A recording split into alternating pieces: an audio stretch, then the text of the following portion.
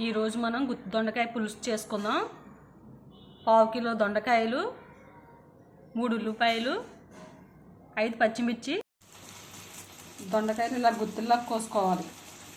పులుసులోకి ఇలా ఉంటేనే బాగుంటాయి. మొత్తం ఇలా కట్ చేసుకోవాలి.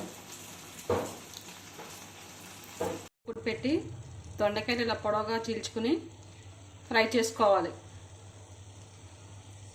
50% ఫ్రై చేసుకోవాలి, గోల్డ్ కలర్ వచ్చేంత వరకు. 3 ఉల్లిపాయలు, 4 పచ్చిమిరపకాయలు ముక్కలుగా కట్ చేసుకోవాలి. ఇప్పుడు మిక్సీ పట్టుకుందాం.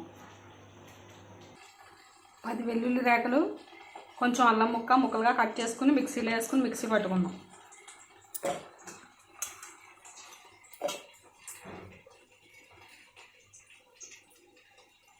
అల్లం వెల్లుల్లి మిక్సీలో వేసుకున్నాం. ఇప్పుడు ఉల్లిపాయ ముక్కలు పచ్చిమిరపకాయలు కూడా వేసి మిక్సీ పట్టుకోవాలి.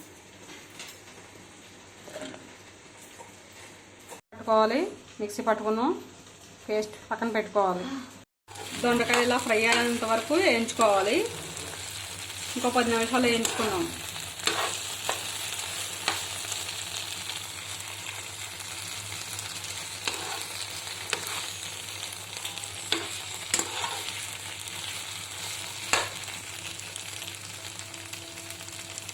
ఇలా కొంచెంసేపు వేగాయి. ఇంకా మనం తీసుకుని పక్కన పెట్టుకున్నాం. 50% వేయించుకోవాలి. ఇలా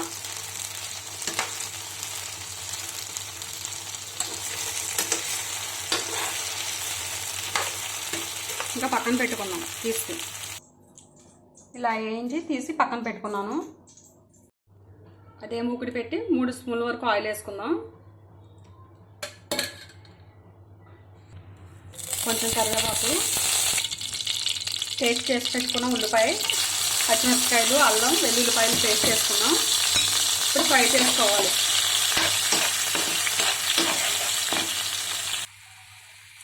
ఒక స్పూన్ పసుపు వేసి మనం బాగా ఫ్రై చేసుకుందాం. మొత్తం కలుపుకోవాలి. ఇలా ఉల్లిపాయలు వేగాయి. 1 స్పూన్ ఉప్పు,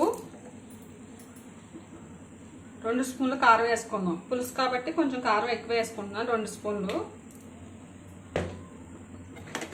కొంచెం ఫ్రై చేసుకుందాం పచ్చివాసన పోయేంత వరకు.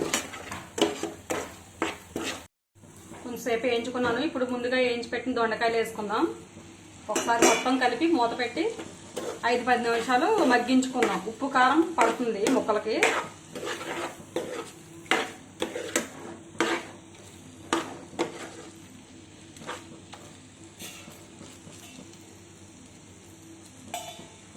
మూత పెట్టి 5-10 నిమిషాలు మగ్గించుకుందాం. కొంచెం చింతపండు తీసుకుని వాటర్లో నానబెట్టుకోవాలి. రసం తీసుకుందాం. 1 గ్లాస్ వాటర్ పోసి చింతపండు రసం తీసి పెట్టుకున్నాం. తీసుకుని చూసుకుందాం. మగ్గిపోయాయి ముక్కలు. మనం ముందుగా తీసి పెట్టుకున్న 1 గ్లాస్ చింతపండు రసం ఒకసారి మొత్తం కలుపుకుందాం.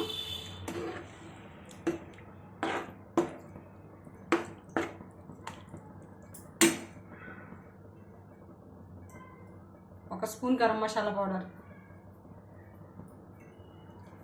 మూత పెట్టి 10 నిమిషాలు ఉడికించుకుందాం. కర్రీ అయిపోయింది. ఇంకా మనం కొత్తిమీర వేసి స్టవ్ ఆఫ్ చేసేసుకుందాం. ఇలా ఆయిల్ పైకి తేలేంత వరకు కర్రీ ఉడికించుకోవాలి.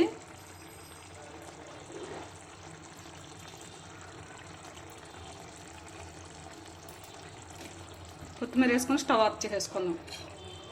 గుత్తి దొండకాయ పులుసు చాలా బాగుంటుంది, చేపల పులుసు లాగా. మీరు కూడా ట్రై చేయండి. Easy and tasty.